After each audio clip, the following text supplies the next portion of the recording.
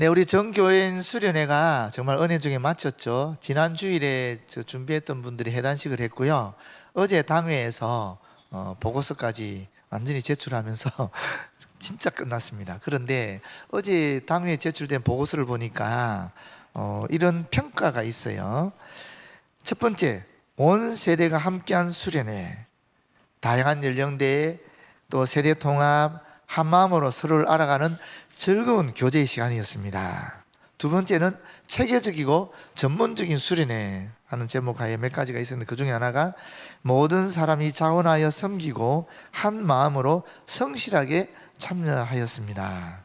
세 번째는 은혜 가득한 수련회라고 정리하고 그 밑에 여러 가지가 있었는데 그 중에 하나가 어느 것 하나 모자람 없이 넉넉히 행사를 치른 수련회였습니다. 이렇게 평가하고 있습니다.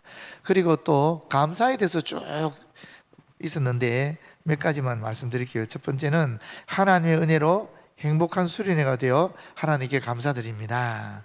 두 번째, 기대 이상의 준비와 성과가 있었습니다. 수고하신 모든 분들께 감사드립니다. 세 번째, 주님께 감사할 것이 넘치는 수련회였습니다. 그리고 네 번째는 하나님이 기뻐하시는 행사로 이 행사를 통해 성령 충만, 은혜 충만, 감사 충만한 행사가 되었다고 생각합니다.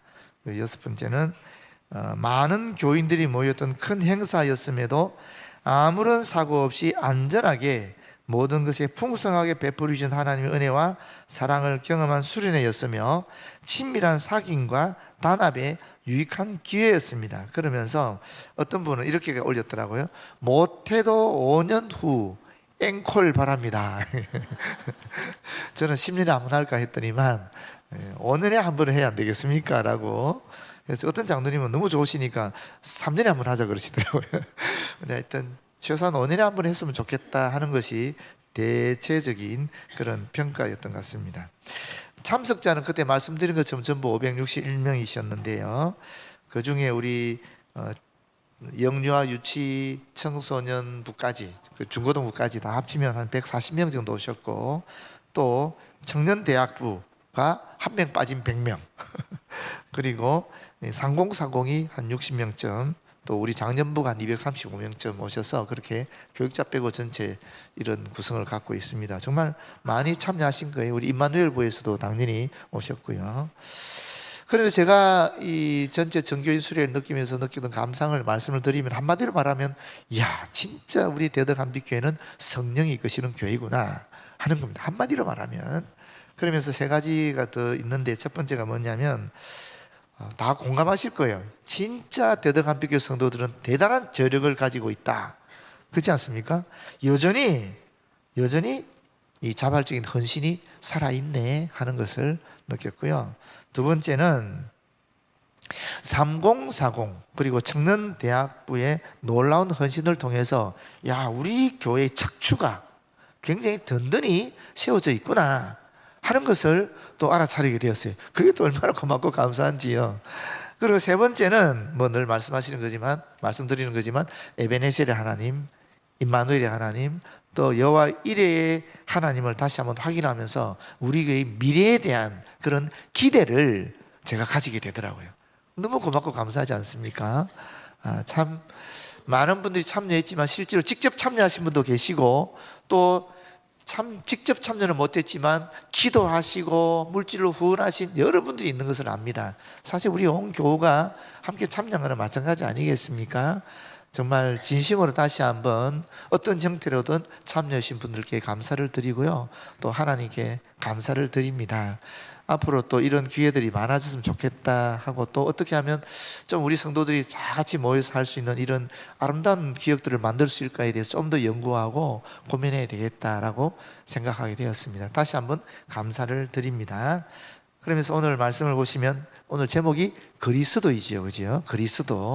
그리스도인데, 사실 여러분, 우리가 기독교라 그랬을 때 우린 다 기독교라는 걸 알고 있지 않습니까? 근데 막상 누군가가 기독교가 뭐야? 기독교를 한마디로 정의하면 어떻게 정의 내릴 수 있겠어? 라고 말하면 참 말하기 애매해요. 보통은 뭐라고 얘기하느냐 하면 하나님을 믿는 종교지, 이렇게 얘기해요. 그렇죠? 사실 우리가 하나님 믿고 있지 않습니까? 그런데 이게 맞는 말인데 맞는 말은 아니에요. 무슨 얘기냐면, 여러분, 무속신앙인도 여러 잡신들 중에 제일 꼭대기에 있는 최고 권위의 신이 하나님입니다. 그 무속신앙인도 하나님을 믿습니다. 실제로 제일 높은 신으로. 그리고 여러분, 일본에서 파생된 그 종교가 있죠. 천리교라고, 남녀 호랭개교. 거기 가미사마를 믿거든요. 근데 그 가미사마를 우리말 그대로 번역하면 하나님이에요. 실제로. 더 얘기해볼까요? 이슬람에는 어떤 분을 믿죠? 알라 신을 믿잖아요. 알라, 우리 경상도에서 알라는 애기거든요. 사실 애기인데, 근데 거기는 알라를 우리말로 번역하면 뭡니까? 하나님이에요. 다 하나님 믿는다 그러는 거예요. 근데 기독교는 아니잖아요. 그렇기 때문에 기독교에 대한 정의를 내릴 때에 하나님을 믿는 종교입니다 하는 말은 정확한 정의는 아니다 하는 말씀을 드립니다. 그렇다면 무엇이 정확한 정의일까요? 그건 좀 이제 생각해 봐야죠. 여러분, 세상 사람들이 굉장히 지혜롭거든요. 그렇게 멍청하지는 않습니다. 어떤 종교의 이름을 지을 때는 그 종교의 가장 핵심적인 진리를 담고 있는 단어로 그 종교의 이름을 지어요. 예를 들어 볼까요? 불교. 불교의 핵심적인 진리를 담고 있는 단어가 뭐라는 거예요? 불이라는 거예요. 불이 뭡니까? 부처라는 말이고 깨달은 자라는 뜻이거든요. 그러니까 최초의 깨달은 자였던 석가모니의 가르침을 우리도 받아서 깨닫게 되면 우리 또한 불이 된다라는 거예요. 우리 또한 깨달은 자, 부처가 된다라는 거예요. 그게 불교의 핵심 진리입니다. 그래서 불교라 그러는 거예요. 유교도 마찬가지입니다, 여러분. 선비 유자죠, 그죠? 사대부라 그러기도 하는데, 그 선비, 최초의 선비는 공자잖아요. 공자의 가르침을 쫓아서 우리도 공자처럼 선비가 되자, 사대부가 되자, 자유로운 존재가 되자, 그런 것이 유교입니다. 자, 그렇다면 우리 기독교의 핵심적인 진리를 담고 있는 단어는 뭐라는 겁니까? 기독이라는 거죠. 기독. 그죠? 기독이 우리 기독교의 가장 핵심적인 진리를 담고 있기 때문에 기독교가 된 거예요. 그러면 기독이 도대체 뭐냐? 의외로 잘 모르는 분들이 있거든요. 우리 교회 성도님은 다 잘 알 거 제가 여러 번 말씀드렸으니까. 한번 우리 준비한 자료 좀 보여주시겠어요? 저게 히브리어라는 거 아시겠죠? 그죠? 구약 성경이 저런 단어로 기록이 되어 있고, 저 단어는 오른쪽에서 왼쪽을 읽는 겁니다. 그래서 그대로 읽으면 영어로 되어 있죠. 마슈아흐라는 말이에요. 정확하게 발음하면 정확하지 않겠죠. 제가 뭐 이스라엘 사람 아닌데 정확하겠습니까만은 마슈아흐라는 말이에요. 근데 우리가 영어식 표현하면 그걸 메시아라 그러죠. 그래서 구약에는 히브리어로 마슈아라는 말로, 메시아라는 말로 기록이 되어 있는데, 이스라엘 백성이 BC 586년에 망해버렸잖아요. 완전히 망했잖아요. 나라가 없어져 버렸지 않습니까? 그래서 뭐 바빌론을 끌려가고 막 지중해 전 세계권을 흩어져 버렸거든요, 이 사람들이. 그렇게 되면 그 나라 말이 계속 유지가 되겠습니까? 히브리어가 안 되는 거죠. 시간이 지나면 지날수록 점점 더 희박해지고, 그 지역에서 살다 보니까, 그 지역 언어를 쓰다 보니까 이 후손들이 말을 잃어버리는 거예요. 실제로 히브리어는 죽은 언어였습니다.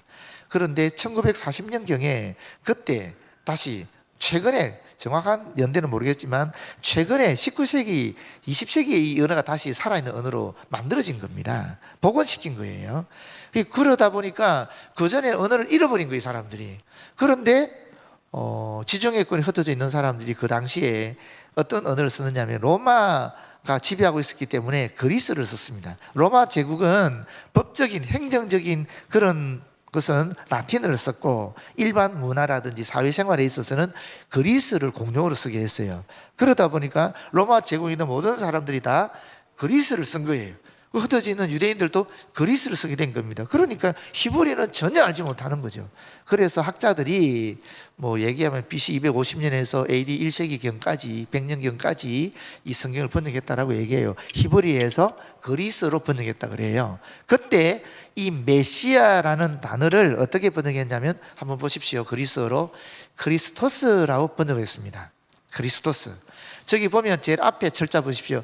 영어로 X자 같고 그 뒤에 있는 건 P자 같죠, 그죠? 그래서 P자가 사실은 R입니다. R. 영어로 R이에요. 여러분, 우리 교회는 없지만 다른 교회나 또 특별히 천주교 성당 같은 데 가보면은 이 강대상 같은 데 보셨죠? X하고 P가 겹쳐 있는 문자 보셨죠? 그게 바로 저 단어입니다. 저 앞에 두 철자를 겹친 거예요. 그래서 저게 R인데 저 대문자로 하면 꼭 영어의 P처럼 보이고요. P로 보이고 저 소문자 지금 R이거든요. 그래서 저게 소문자로 기록되어 있는 표시되어 있는 데도 있고 대문자로 XP처럼 되어 있는 것도 있는데 다 저 크리스토스를 의미하는 겁니다. 그 다음에 이 크리스토스가 그리스어가 라틴어가 되게 되면 어떻게 되느냐면은 크리스투스가 됩니다. 크리스투스. 뭔가 굉장히 영어랑 비슷하죠, 그죠? 사실 이 영어의 어원에 라틴어가 제일 많거든요. 우리말의 한자와 비슷한 게 영어의 라틴어입니다. 그래서 저렇게 되어 있는 거죠. 그럼 저 크리스투스가 영어로 가게 되면 이제 크라이스트가 되는 거죠. 크라이스트는 순 우리말로 우리 음력화해서 그리스도라 그러는 거잖아요, 그죠? 그런데 이 크라이스트가 중국으로 갔어요. 어떻게 될까요? 기리사독이라 했습니다. 이게 우리 한자 우리식으로 읽으니까 기리사독인데 이 크라이스트를 중국식으로 읽게 되면 음력하면은 저런 형태로 음력이 됩니다. 근데 기리사독 너무 기니까 잘랐어요. 그래서 기독 이렇게 되는 겁니다. 그러면 기독이 무슨 뜻이라는 거예요? 크라이스트라는 뜻이죠. 다시 말하면 그리스도라는 뜻이고 메시아라는 뜻이에요. 그래서 우리는 기독교라고 하지만 그리스도교라고도 하는 거예요. 같은 말이라는 겁니다. 자, 그런 면에서 보시면 좋겠는데, 그런데 원래 이 메시아가 이스라엘 사람들에게 어떻게 쓰여졌습니까? 원래 그 단어가 의미하는 것은 기름 부음 받은 자라는 뜻이에요. 그 단어 자체의 의미는, 근데 이 기름 부음 받은 자라는 것은 누구를 지칭한 말이냐면 하나님이 보낸, 하나님이 파송한 하나님의 사람들을 기름 부음 받은 자라 그랬어요. 메시아라 그랬어요. 누구냐면 왕, 제사장, 선지자, 이 세 분을 하나님의 사람으로 여기고 하나님께서 이들에게 왕이라는 직분도 주시고 또 왕이라는 권세도 주시고 또 왕이라는 권세를 유지할 수 있는 능력도 주신다고 생각했어요. 그래서 다 하나님으로부터 이런 직분과 이런 권세와 이런 능력을 받은 사람이다 라고 해서 그것을 기름 부음을 통해 사람들에게 공포한 거예요. 그래서 왕이든지 제사장이든지 선지자가 되기 위해서는 반드시 이런 기름 부음 받음이라는 이런 의식을 치렀는데 그 의식을 치른 사람들, 이 세 부류의 사람들을 그 당시 사람들은, 이스라엘 사람들은 메시아라 그랬다고요. 그 메시아라 그러면 왕도 메시아고 제사장도 메시아고 또 선지자도 메시아였어요. 근데 여러분 우리가 알다시피 이스라엘이 망하지 않습니까? 쫄딱 망했잖아요. 나라가 없어져 버렸습니다. 나라가 없어지면 뭐가 없어진 겁니까? 메시아 중에서 뭐가 사라진 거죠? 왕이 사라진 거예요. 그러나 제사장과 선지자는 여전히 종교적인 영역이니까 존재하게 되는 거죠. 그래서 예수님 시대에도 대제사장도 있었고 또 선지자, 세례요한 같은 선지자도 있었던 거예요. 근데 여러분, 나라를 잃은 백성들이 가장 원하는 게 뭡니까? 독립이잖아요. 자유, 해방 아닙니까? 그런데 이 나라 잃은 백성들이 우리를 구원해 줄 그런 왕을 기다린다 그러면 식민 통치하는 사람들이 가만히 내버려 뒀겠습니까? 다 잡아가 버리지. 그러니까 이스라엘 백성들은 자기들끼리 암호를 쓴 거예요. 그게 바로 우리는 메시아를 기다린다라는 거예요. 그 메시아는 왕이에요. 자기들의 그런 식민 통치 하에서 해방시켜줄 그런 정치적인, 군사적인 군주로서의 메시아인 거예요. 그렇게 암호로 사용하게 됐습니다. 그러면서 자연스럽게 처음에 기름 부음 받은 자 또는 하나님의 사람을 지치게 했던 이 단어가 이런 역사를 통과하면서 구원자, 구세주, 해방자 또는 주님 이런 의미를 가지게 된 겁니다. 그래서 오늘날 우리가 예수님이 우리의 메시아입니다, 우리의 그리스도입니다 라고 이야기할 때 예수님은 기름 부음 받은 자입니다 라기보다는 예수님은 우리의 구세주입니다, 예수님은 우리의 구원자이십니다, 예수님은 우리의 주님이십니다 이렇게 받아들이는 거죠. 이해하셨죠? 그죠? 이런 역사적 변천을 통해서 오늘 우리가 이야기를 하고 있는 겁니다. 실제로 기독교가 이와 같이 되는 이유 중에 하나가 또 뭐가 있느냐 하면 다른 종교는 누구나 다 습관의 가르침조차 누구나 다 불이 될 수 있고, 이 공자의 가르침조차 누구나 다 또 선빈유가 될 수 있지만 기독교는 달라요. 기독교는 그리스도가 누구나 될 수 없어요. 딱 한 분만 그리스도가 된다라는 거예요. 그분이 바로 하나님이신데 2000년 전에 이 땅에 오신 그 예수, 십자가 못 박혀 돌아가시면서 우리의 죄를 대속해 주신 그 예수, 그리고 사흘 만에 부활하신 그 예수, 40년 동안 이 땅에 계시다가 다시 승천하신 그 예수, 내가 반드시 다시 오겠다는 그 예수, 그 예수만이 우리의 구세주, 우리의 주님이신 그리스도이다 라고 하는 것이 우리 기독교의 특징이에요. 다른 종교가 대변되는. 그래서 우리는 이 예수의 그리스도이심을 절대로 포기할 수가 없는 겁니다. 이게 만약에 포기되면 기독교는 존재 기반을 잃어버리는 거예요. 존재 가치를 잃어버리는 겁니다. 정체성이 사라져버리는 거예요. 실제로 성경을 보게 되면 여러분 이 베드로가 오순절 때 설교하지 않습니까? 그때 사도행 2장 36절에 보게 되면 너희가 십자가에 못 박은 이 예수를 하나님이 주와 그리스도가 되게 하셨다라고 얘기하고 있어요. 또 솔로몬 행각에 가서도 설교했는데 그때도 사도행전 3장 20절에 보면 그리스도 곧 예수라고 분명히 이야기하고 있습니다. 바울도 예수를 믿고 나서 비시디 안독에서 처음 설교를 하거든요. 그때 사도행전 13장 23절에 보면 이렇게 말해요.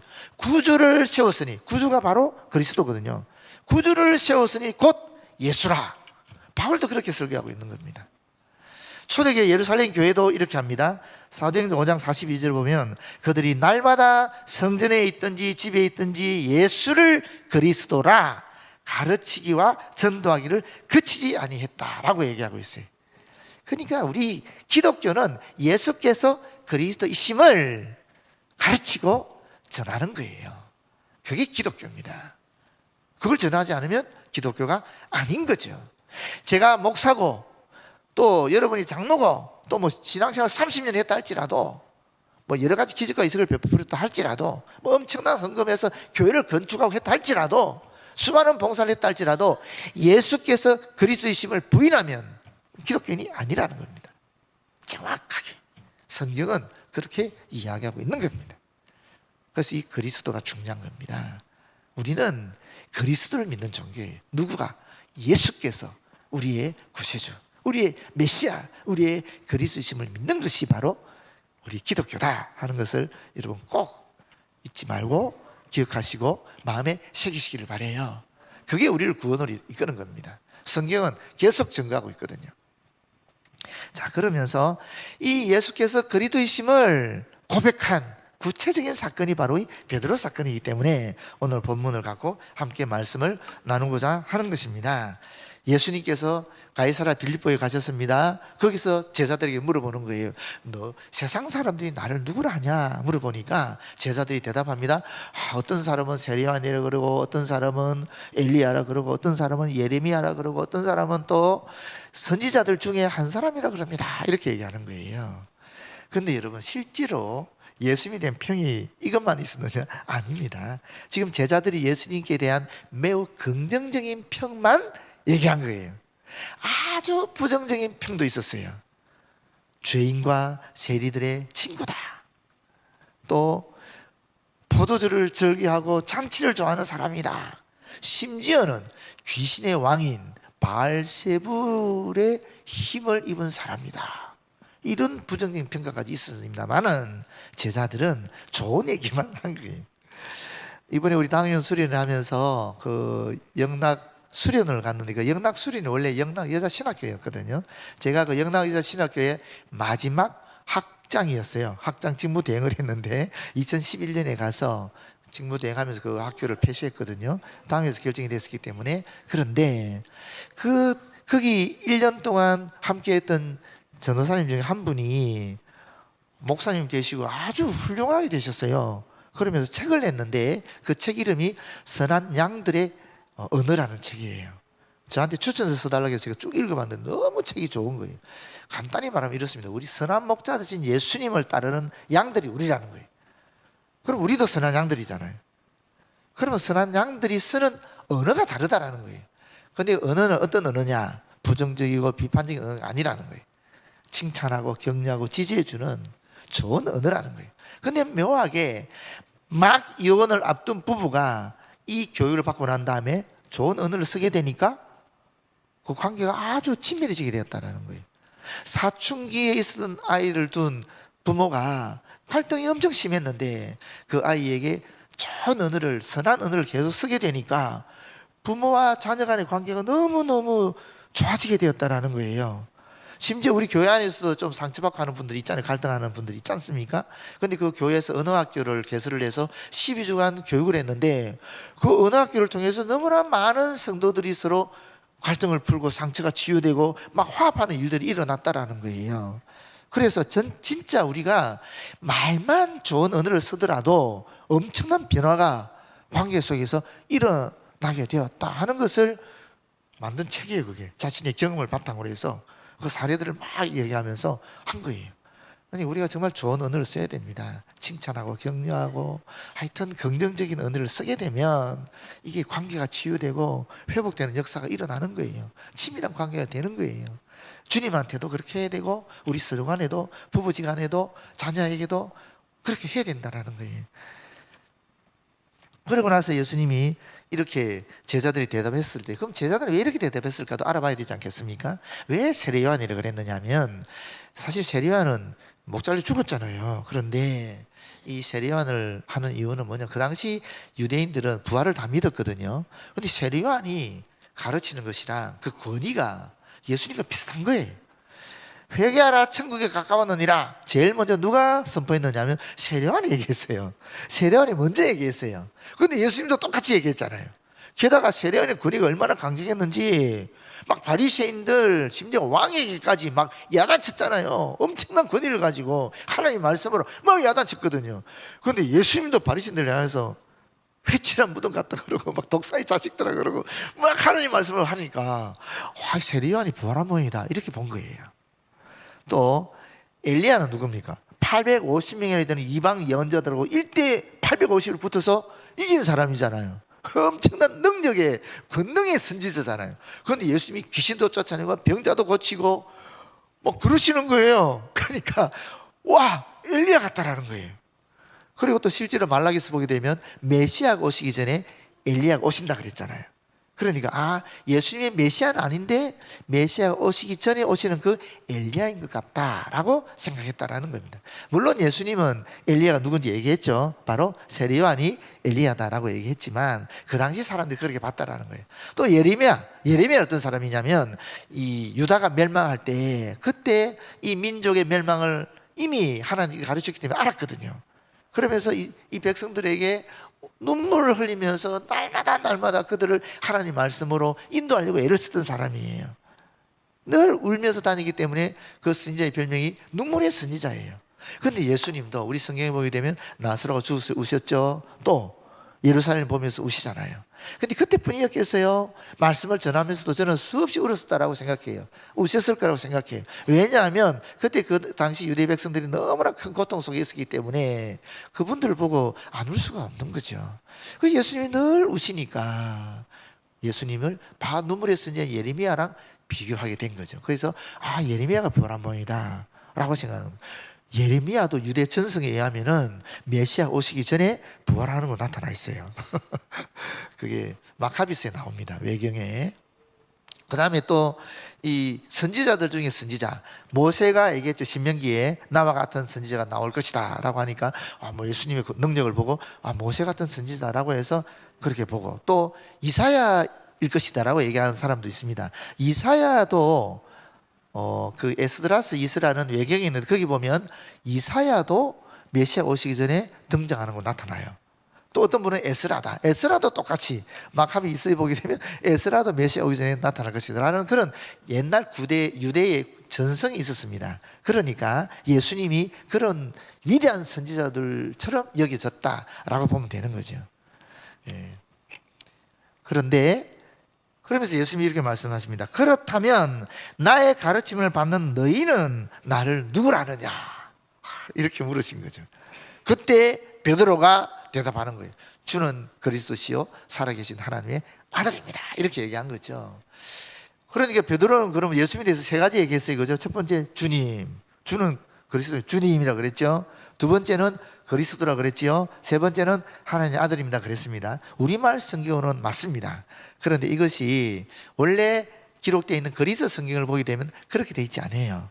왜냐하면 이건 우리말 어법과 그리스 어법의 차이점 때문에 생기는 건데, 우리말의 어법에 있어서는 제가 여기 좀 저보다 연세가 많으신 분들 누구 안 계시나요? 딱 안 보이네요. 하여튼 윤한배 집사님 딱 제 눈앞에 보이시는데, 윤한배 집사님 저보다 연장자잖아요. 근데 제가 윤한배 집사님한테 당신이라 그러면 어떻게 되겠어요? 윤한배 집사님 앞에서 당신이 이렇게 하면 어떻게 됩니까? 이 버르장머리 없는 놈이 되는 거죠. 그렇지 않습니까? 누구나 저를 욕할 거예요. 우리말 어법에 있어서 내 눈앞에는 2인칭 극존칭이 없어요. 3인칭 극존칭이 있습니다. 저희 아버지가 미랑 계시는데 저희 아버지를 얘기할 때 우리 아버지께서라고 말하기도 하지만 당신께서 얘기할 수 있잖아요. 3인칭의 극존칭은 우리말에 있는데 2인칭의 극존칭은 없어요. 그래서 우리는 2인칭의 극존칭을 쓸 때 어떻게 얘기하느냐 하면은 직분을 얘기해요. 저보고 목사님이라 그러든지 우리 장로님이라 그러든지 또 집사님이라 그러든지 또는 선생님이라 그러든지 이런 형태로 당신이라는 말을 못 쓰고 그런 직분을 통해서 올려주는 거예요. 마찬가지 제자들이 지금 예수님을 향해서 얘기하는 거잖아요. 이 베드로가 예수님을 향해서 당신은, 그러면 우리말로 번역하면 이게 안 맞는 거예요. 하지만 영어에는 2인칭도 극존칭이 있고 3인칭도 극존칭이 있는데 다 you라는 걸 씁니다. 그래서 you are the Christ 라는 거예요. 근데 그게 어법상 맞아요. 우리말에는 당신은, 그러면 이거 큰일 나는 짓이죠. 어림없는 거죠. 그래서 우리말을 번역할 때 주님은 이렇게 번역한 거예요. 이해하셨죠? 그래서 베드로의 고백의 핵심은 뭐냐면 당신은 바로 그 메시아라는 거예요. 왜 여기 그가 들어있냐면은 이전에 계속 선지자들이 예언해 왔던 바로 그 선지자, 바로 그 메시아가 예수님입니다. 이런 고백인 거죠. 그리고 보시게 되면 그 뒤에 이제 예수님께서 말씀하신 17절에 나오죠. 그 얘기를 듣고 네가 복이 있다 라고 얘기하는 겁니다. 여러분 여기 진짜 복이 뭔지 나오죠? 진짜 복이 뭡니까? 예수를 그리스도로 고백하는 게 진짜 복이라는 거예요. 왜냐하면 그 뒤에 보십시오. 이를 너에게 알게 한 것은 혈육이 아니라는 거예요. 혈육, 인간적인 지식이나 인간적인 능력이 아니라는 거예요. 이것은 뭐냐고요? 하늘에 계신 내 아버지다라고 얘기하고 있는 겁니다. 여러분 예수께서 그리스도이시다라는 것은 이거는 신비예요. 인간의 이성으로 도대체 받아들일 수 없는 거예요. 인간의 능력으로도 도대체 이건 이해할 수 없는 거예요. 그렇기 때문에 하나님께서 우리에게 가르쳐주지 않으면 도저히 깨우칠 수 없는 그런 비밀이고 그런 신비라는 거예요. 그런데 지금 베드로가 예수님이 그리스도이심을 이야기했잖아요. 그건 하나님께서 가르치신 거라는 거예요. 하나님께서 깨우쳐 주신 거라는 거예요. 그래서 성경은 계속 얘기하는 겁니다. 지난주에도 말씀드린 것처럼 에베소 2장 8절에 보게 되면 너희는 그 은혜에 의하여 믿음으로 말미암아 구원을 받았으니 이것은 너희에게서 난 것이 아니요 하나님의 선물이라 이렇게 얘기하는 겁니다.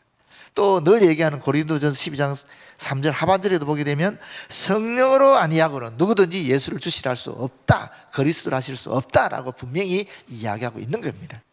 지금 우리가 예수를 그리스도로 고백하는 것은 하나님의 은혜로, 하나님의 선물로 우리에게 주어진 복이라는 겁니다. 그리고 뭐라 그럽니까? 18절에 보게 되면 너는 베드로라. 원래 예수님이 베드로 불렀을 때 요한복음 1장 42절에 보게 되면 요한의 아들이니 장차 너를 개발하리라. 번역하면 베드로라 하리라 이렇게 돼 있어요. 이미 베드로를 했는데 장차 그랬잖아요. 이 예언이 이제 여기서 이루어지는 거예요. 성취되는 거예요. 베드로가 되는 거죠.